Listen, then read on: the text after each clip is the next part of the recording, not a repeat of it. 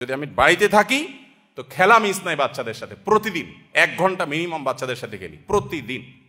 অন্য যত ব্যস্ততা থাকুক, সব ব্যস্ততার সাথে বড় ব্যস্ততা আমার সবচেয়ে বড় সম্পদ আমার বাচ্চারা। আমরা এটা শুরু করে দিয়েছি এবং এর সুফলটা আমরা পাচ্ছি আল্লাহর রহমতে। আমি অনুরোধ করব আপনারাও সেই সময়টা দিবেন। শুধুমাত্র সময় দেয়া বলতে বাচ্চাদের সাথে গল্প করানো, সব দিক থেকে আপনি তাদের খেলার সাথী হবেন। আপনার বাচ্চা কার সাথে খেলতে গিয়ে নষ্ট হবে, আপনি সেটা কেন হতে দিবেন? আলহামদুলিল্লাহ আমি আমার বেশ কিছুদিন থেকে প্র্যাকটিসটা করি, তবে গত প্রায় মাসখানেক যাবৎ আমি আমার বাচ্চাদের সাথে নিয়মিত খেলাধুলা করার চেষ্টা করি। তাদের সাথে আমি খেলার সাথী হব।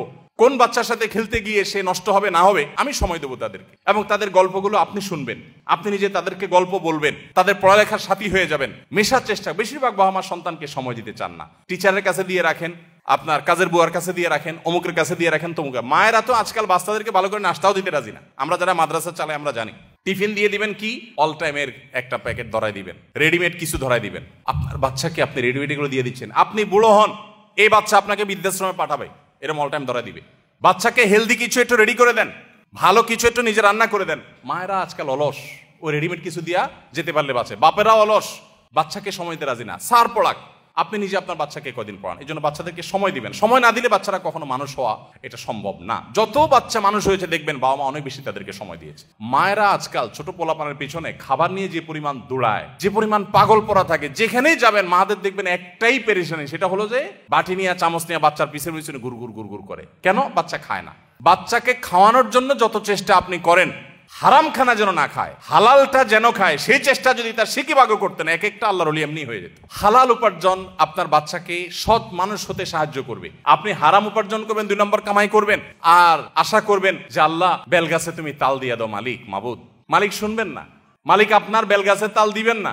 আপনি তাল গাছে তাল আশা করতে পারেন। চুরিদারির টাকা, 2 নম্বরের টাকা, ঘুষের টাকা, দুর্নীতির টাকা দিয়া সন্তানরে মানুষ করবেন, বড় করবেন, এরপরে যে হুজুরের কাছে দিবেন, হুজুর এরে বড় আলেম, বড় হাফেজ, বুজুর্গ আল্লাহওয়ালা বানায় দেন, সম্ভব না। এই জন্য হারাম উপার্জনের কুপ্রভাব সন্তানের উপর অনেক বেশি পড়ে। এই জন্য সন্তানকে মানুষের গড়ে তোলার জন্য হালাল খাবার খাওয়ান। আমার সন্তানের পেটে কোনো হারাম যেন না ঢুকে সেই চেষ্টা আমাদেরকে করতে হবে। তাদেরকে ভালো পরিবেশ দিতে হবে। বেশিরভাগ সন্তান নষ্ট হয় পরিবেশের কারণে।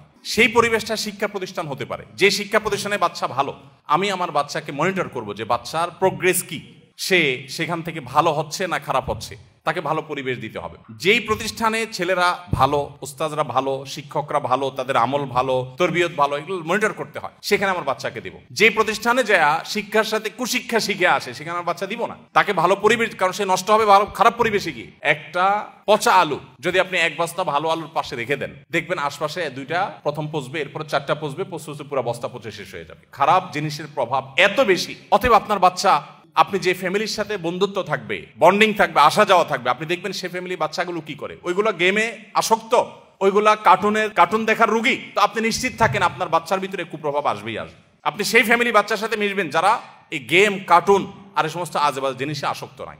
আজকাল যত বাচ্চা কাচ্চা আছে দেখবেন বেশিরভাগ আমার কাছে অসুস্থ মনে হয়। অসুস্থ মনে করেন বাসায় কোনো মেহমান আসছে, দেখবেন চিপিচ্চি পোলাপান এরকম ঠুস করে শুধুমাত্র গুলি দেখায়। কারণ সারাদিন সে কার্টুনে কি দেখে, এসব দেখে। সব বাচ্চা দেখবেন, বেশিরভাগ বাচ্চা দেখবেন ক্রেজি হয়ে উঠতেছে, তাই না? খুব জেদি হয়ে উঠতেছে। মা বাবা আবার গর্ব করে বলে বাচ্চাটা অনেক রাগী, মানে মনে হচ্ছে যে উনি অনেক গর্ববোধ করতেছে এটার কারণে। বাচ্চা যে অসুস্থ এটা জানেই না। আমরা আমাদের শৈশবে যেসব বাচ্চা কাচ্চা দেখছি এখনো মনে পড়ে। আমাদের বয়সের যারা আছেন, আরো সিনিয়র যারা আছেন তারা জানেন, বাচ্চা বেশিরভাগ ওই যে ভেদা মাছের মতো ছিল। ভেদা মাছ চিনেন?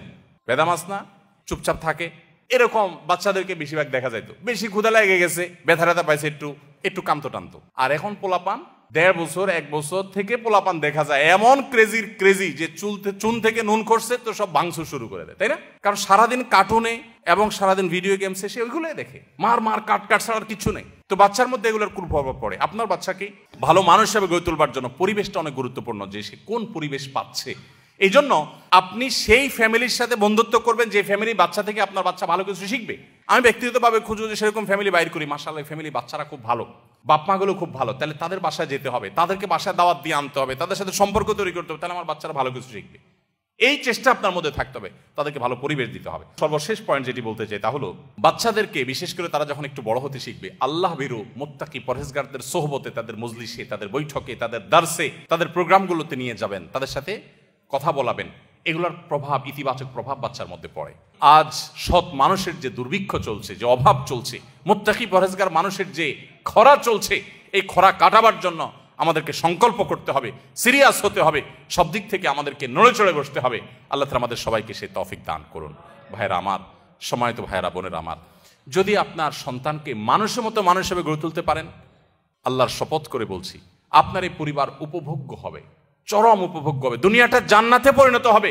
যখন আপনার সন্তানটা মায়ের সামনে মাথাটা উঁচু করে কথা বলতে লাজ বোধ হয়, লজ্জা বোধ হয়, যখন দেখবেন বাবা কোনো কথা বললে ফিরে আরেকটা কথা বলার মতো সাহস হয় না, এই সন্তানকে এখন ঘরে ঘরে আছে? আরে ঘরে ঘরে তো দেখা দূরের কথা, গোটা সমাজে খুঁজে এরকম একটা সন্তান পাওয়া যায় না। বেশিরভাগ দেখবেন বেয়াদব, উগ্র, উচ্ছৃঙ্খল, এবং কোনো শিক্ষা নাই, নীতি নাই, নৈতিকতা নাই, আদর্শ নাই, নষ্ট এবং নষ্টের ছড়াছড়ি চতুর্দিক। কোথায় সে সন্তান? যে সন্তান মায়ের বাবার আগে হাঁটবে না, যে সন্তান মায়ের আগে কথা বলবে না, বিনয় থাকবে। এরকম সন্তান যদি থাকে, আপনার সন্তান অনেক বড় অফিসার না হোক, আপনার সন্তান অনেক পয়সা কামাই না করুক, অনেক বড় পদের অধিকারী না হোক, আপনার সন্তান যাই হোক না কেন, যদি এরকম সন্তান আপনাকে আল্লাহ তাআলা দেন, তো আপনি দেখবেন আপনার পরিবারটা, আপনার জীবনটা জান্নাতি জীবন হয়ে গেছে। আল্লাহ তাআলা আমাদের সবাইকে, আমাদের সন্তানদেরকে মুত্তাকি, পরহেজগার, ভালো মানুষ হিসেবে গড়ে তোলবার সংকল্প প্রতিটি ঘরে ঘরে করার তৌফিক দান করুন, এবং তার জন্য যা যা করণীয় আছে সেই করণীয়গুলো আল্লাহ তাআলা আমাদের সবাইকে করার তৌফিক দান করুন। মনে রাখবেন, সন্তান যদি অমানুষ হয় তার ডিসক্রেডিট আপনার, সন্তান যদি মানুষ হয় তার ক্রেডিটও আপনার। সন্তান ভালো কিছু হয়েছে সেটা যেরকম আপনার অর্জন, সন্তান খারাপ কিছু হয়েছে সেটা আপনারই ত্রুটি। অতএব সন্তানের মধ্যে কোনো ত্রুটি দেখলেন চিন্তা করতে থাকুন, আমার ঘাপলাটা কোন জায়গায়, আমার ঝামেলাটা কোন জায়গায়, যার কারণে সন্তানের মধ্যে এই খারাপ দিকটা আমি দেখতে পাচ্ছি। আল্লাহ তাআলা আমাদের সবাইকে সুসন্তানের বাবা মা হওয়ার তৌফিক দান করুন। আমাদের সন্তানদেরকে, আমাদের পুরো পরিবারের সমস্ত সদস্যদেরকে আল্লাহ তাআলা মুত্তাকিদের ইমাম হওয়ার তৌফিক দান করুন। আমাদের সন্তানদেরকে আমাদের নয়ন জোড়ানোর মতো সন্তান হওয়ার তৌফিক দান করুন। মা বাবা হিসাবে আমাদেরকে আদর্শ মা বাবা হওয়ার তৌফিক দান করুন। আমরা যদি আদর্শ বাবা মা হই, তাহলে আমরা আদর্শ জেনারেশন পাবো। আদর্শ জেনারেশন যদি পাই, তো আদর্শ দেশ এবং আদর্শ সমাজ গড়ে উঠবে। আল্লাহ আমাকে, আপনাকে, আমাদের সবাইকে সেগুলো করার তৌফিক দান করুন। জাযাকুমুল্লাহু খায়রা ওয়া আখিরু দাওয়ানা আনিল হামদুলিল্লাহি রাব্বিল আলামিন। আসসালামু আলাইকুম ওয়া রাহমাতুল্লাহি ওয়া বারাকাতুহু।